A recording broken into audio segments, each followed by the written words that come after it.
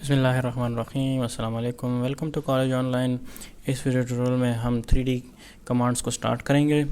तो 3D commands को करने से पहले हम सबसे पहले ऑटोकैड के अंदर 3D जो टैब्स हैं जिनके अंदर हम माउस क्लिक की हेल्प से उन कमांड्स को एक्सेस कर सकते हैं, तो उन टैब्स को हम कैसे इनेबल करेंगे, सबसे पहले इस पॉइंट को देखेंगे। फिर उसके बाद हम सॉलिड एडिटिंग टूल्स को थोड़ा सा ओवरव्यू देंगे। फिर उसके बाद हम उनकी कमांड्स को स्टार्ट करेंगे। फिर उसके बाद है जो रूल्स, एक ऑब्जेक्ट को अगर हम 3D में कन्वर्ट करते हैं तो वो कौन से रूल्स हैं जिसके बेस पे हम एक ऑब्जेक्ट को सॉलिड फॉर्मेट में ला सकते हैं या सॉलिड ऑब्जेक्ट बना सकते हैं। 2D ऑब्जेक्ट से हम एक सॉलिड ऑब्जेक्ट कैसे बनाते हैं, इसके अंदर हम वो देखेंगे। फिर उसके बाद ext जो सबसे पहले एक्सट्रूजन की जो सबसे पहले कमांड है उसको हम देखेंगे और वहाँ से हम स्टार्ट लेंगे। तो सबसे पहले हम टैब्स को ऑन करते हैं। टैब्स को ऑन करने के लिए मैं ऑटोकैड को खोल लेता हूँ। ऑटोकैड को मैंने यहाँ से खोल लिया। यहाँ पे जब आप देखेंगे कि आप जब 2D कंप्लीट कर लेंगे और अपने 3D काम को स्टार्ट करने जाएंगे तो आपको यहाँ पे टैब्स नज़र नहीं आएंगी। और आपने यहाँ पे देखा होगा कि यहाँ पे जब वर्किंग स्पेस के इस बटन को हम क्लिक करते हैं तो आपको यहाँ पे 3 ऑप्शन नज़र आएंगे। आपने अगर 2D मॉडलिंग करनी है तो आप ड्राफ्टिंग एंड एनोटेशन सेलेक्ट कर लेंगे, लेकिन अगर आपने ड्राफ्टिंग एंड एनोटेशन के अंदर ही रहते हुए 3D के अंदर काम करना है या 3D ऑब्जेक्ट्स बनाने हैं इसी वर्क स्पेस में रहते हुए, तो आपने क्या करना है, यहाँ पे टॉप पे राइट क्लिक करना है और फिर उसके बाद शो टैब्स में आना है। शो टैब्स के अंदर आपने सेलेक्ट कर लेना है 3D टूल, तो ये 3D टूल्स आपके सामने आ जाएंगे। फिर उसके बाद एक और टूल है जिसको विजुअलाइजेशन टैब कहते हैं या विजुलाइज के नाम से जाना जाता है। शो टैब के ऊपर क्लिक करेंगे और यहाँ पे आएंगे और विजुलाइज को क्लिक कर लेंगे। तो विजुलाइज में हमारे पास मटेरियल्स, लाइटिंग और रेंडरिंग की सारी ऑप्शंस होंगी। उसको हम फिर नेक्स्ट वीडियोज़ में जो फ्यूचर में आ रही हैं उसको डिस्कस करेंगे। हम स्टार्ट करेंगे 3D टूल से। 3D टूल्स में जैसे हमने पहले से डिस्कस किया हुआ है कि हमारे पास 3 कैटेगरीज़ हैं मॉडलिंग की। एक है सॉलिड मॉडलिंग, एक है सरफेस मॉडलिंग और थर्ड है मैश मॉडलिंग। तो सबसे पहले तो हमने टूल्स को इनेबल किया। टूल्स को इनेबल करने के बाद हमारे पास ये इंटरफेस आया और ये जो बेसिक कमांड्स हैं सॉलिड के रिलेटेड आपको यहाँ पे नज़र आ रही हैं, मॉडलिंग के रिलेटेड, ठीक है ना। और ये जो छोटा सा ड्रॉप डाउन आपको नज़र आ रहा है, आपने इसके ऊपर क्लिक कर लेना है। कुछ और एक्स्ट्रा कमांड्स आपको यहाँ पे नज़र आएंगी। इसमें आपके मैश के रिलेटेड कमांड्स भी मौजूद हैं और सरफेस के रिलेटेड भी जो इंपॉर्टेंट कमांड्स हैं जिसकी हेल्प से हम मैश ऑब्जेक्ट्स बना सकते हैं या सरफेस ऑब्जेक्ट्स बना सकते हैं, वो कमांड्स आपको यहाँ पे नज़र आएगी।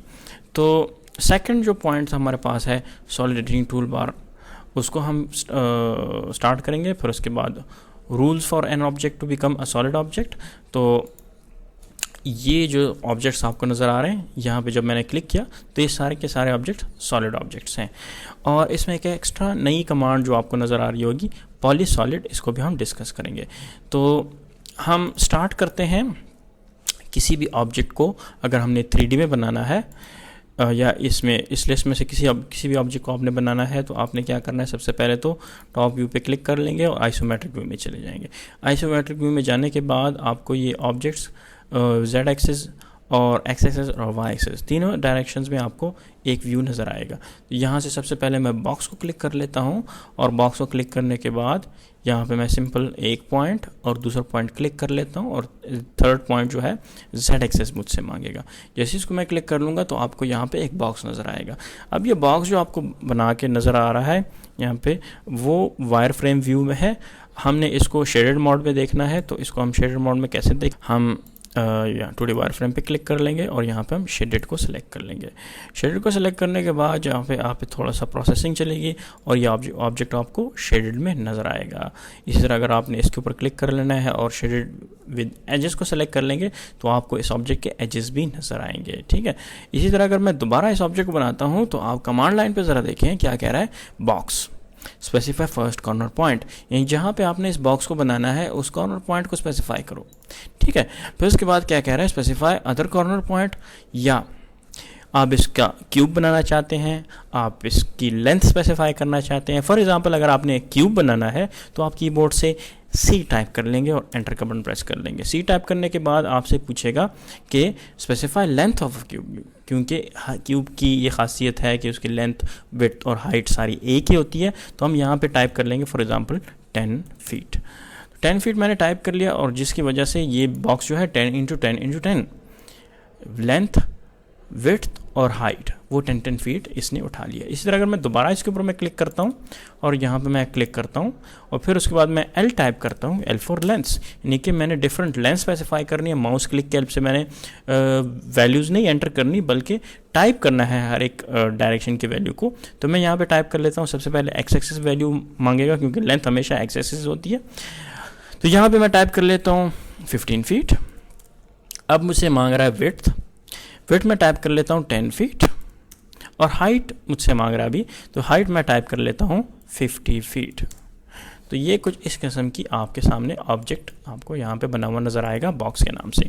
इसको मैं सेलेक्ट कर लेता हूँ और डिलीट कर लेता हूँ। यहाँ पे इसको मैंने सेलेक्ट किया, डिलीट कर दिया, जिसको मैंने सेलेक्ट किया, डिलीट कर दिया। अब ये सारे ऑब्जेक्ट जितने भी आपको यहाँ पे नज़र आ रहे हैं, तो सबसे पहले हमने बॉक्स स्टार्ट किया, ठीक है, और बाकी इन कमांड्स को हम 1 बाय 1 करेंगे। लेकिन उससे भी पहले मैं आपको कुछ रूल्स बताना चाहता हूं, जैसे कि यहाँ पे ये इन ऑब्जेक्ट्स को हम सॉलिड बाय क्लिक बना सकते हैं, वैल्यूज़ भी बना सकते हैं, या कमांड लाइन पे हम सिंपल बॉक्स लिख लें, BOX बॉक्स, तो हम इसी कमांड को दोबारा रीयूज़ भी कर सकते हैं। कमांड लाइन के बेस पे भी हम इसको इस्तेमाल कर सकते हैं। तो सेकेंड जो इम्पॉर्टेंट चीज़ है वो है rules for an object to become a solid object. वो कौन से रूल्स हैं जिसकी बेस पे एक ऑब्जेक्ट सॉलिड ऑब्जेक्ट में बन सकता है? तो रूल नंबर 1 क्या है? Rule number 1 is an object must be a polyline, यानी कि अगर एक ऑब्जेक्ट को अगर आपने सॉलिड ऑब्जेक्ट में कन्वर्ट करना है तो नंबर 1 रूल है कि an object must be a polyline, कि एक ऑब्जेक्ट जो है वो पॉलीलाइन हो, ठीक है ना। पॉली का क्या मतलब है? मल्टीपल, और लाइन्स मीन्स लाइन्स। अगर मैं एक लाइन ड्रॉ कर लेता हूँ ऐसे, ठीक है, और यहाँ पे माउस पॉइंटर ले आता हूँ तो ये एक पॉलीलाइन है, ठीक है। अब इसको, ये रूल नंबर 1 है जो कि एक ऑब्जेक्ट को अगर सॉलिड में कन्वर्ट करना है तो पहला रूल ये है कि an object must be a polyline. फिर उसके बाद rule number 2, it must be close from all sides, ठीक है। अब ये जो पॉलीलाइन में PL टाइप करके एंटर कर रहा हूँ, इसको मैं कंप्लीट क्लोज कर लूँगा, और यहाँ पे ये जो पॉलीलाइन है ये ओपन है, तो ये ऑब्जेक्ट भी सॉलिड में एक्सट्रूड नहीं होगा, और इसी तरह ये ऑब्जेक्ट सॉलिड में एक्सट्रूड होगा। इसी तरह अगर एक ऑब्जेक्ट जो कि क्लोज्ड है और वो पॉलीलाइन नहीं है तो ये ऑब्जेक्ट भी सॉलिड में एक्सट्रूड नहीं होगा, बल्कि इनको ये, इन लाइंस को ये सरफेसेस में कन्वर्ट कर देगा, ठीक है। तो अगर आपने एक ऑब्जेक्ट को सॉलिड में एक्सट्रूड करना है या सॉलिड ऑब्जेक्ट में कन्वर्ट करना है किसी भी एक डिज़ाइन को, तो that object must be a polyline, वो जो है पॉलीलाइन से बना हुआ हो और वो क्लोज्ड हो, ठीक है ना। तो अब मैं अगर इसको एक्सट्रूड करता हूँ, EXT एंटर, तो सबसे पहले जो 3D इन्वायरमेंट में एक्सट्रूड की जो कमांड है वो है EXT, तो मैंने कीबोर्ड से EXT टाइप करके एंटर कर दिया। अब कमांड लाइन पे मैंने टाइप करने के बाद इस ऑब्जेक्ट को सेलेक्ट कर लिया। सेलेक्ट करने के बाद मैंने एंटर का बटन प्रेस करना है।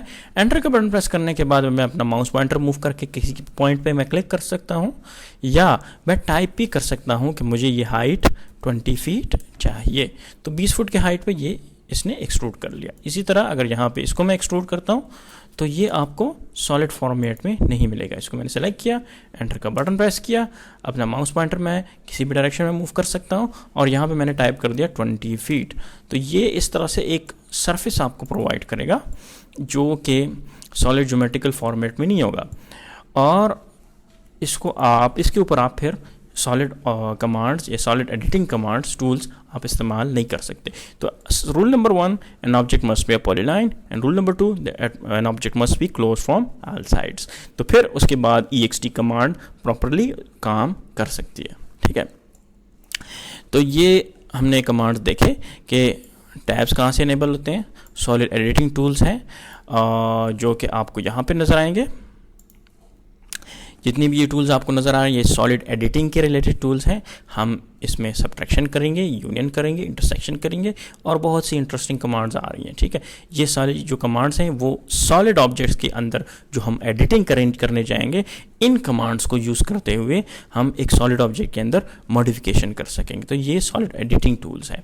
इसी तरह जो नेक्स्ट टॉपिक था वो है रूल्स फॉर एन ऑब्जेक्ट, जिसको हमने डिस्कस कर दिया। An object must be polyline and must be close from all sides. और फिर उसके बाद हमने एक्सट्रूड कमांड पढ़ी, जिसकी हेल्प से हमने जो फर्स्ट एक्सट्रूड ऑब्जेक्ट था उसको हमने परफॉर्म किया और इस तरह से ये सॉलिड ऑब्जेक्ट हमारे सामने बन गया। तो इस वीडियो में यहाँ तक ही, मिलते हैं नेक्स्ट वीडियो में।